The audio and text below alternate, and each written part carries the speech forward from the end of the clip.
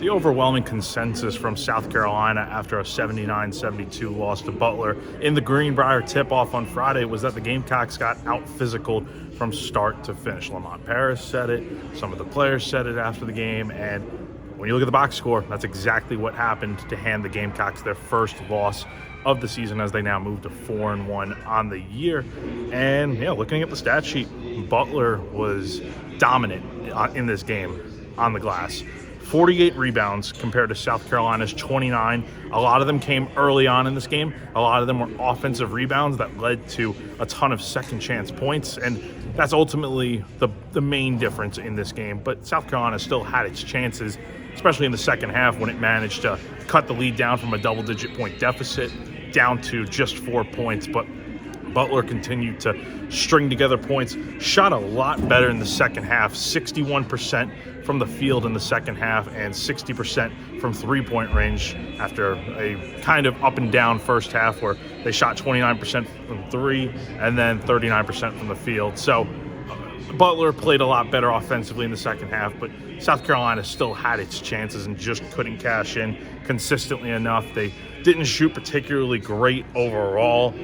Went 40% from the field, 26.9% from three-point range. That's not usually going to be enough to win a basketball game, especially when the other team is shooting slightly better like Butler was in this game. So, but it's the rebounds that really killed South Carolina in the end of this game. When a team almost has 50 rebounds, something's wrong on the other end. And that's something South Carolina will have to figure out in a pretty short amount of time between now and Sunday when the Gamecocks are back in action against Northwestern to wrap up their time here at the Greenbrier. But, look, coming into this weekend, I think the expectation was you just got to find a way to go 1-1 because going 2-0 against a pair of top 100 KenPom teams would have been a really tall ask, especially this early in the season when we're still kind of figuring out what South Carolina is. One thing I think we do know about this team is that they have a ton of shooters. Their guard play is really good, but it's that paint presence, that front court that they're kind of missing this season. Like, can you imagine this team in Colin Murray-Boyles right now?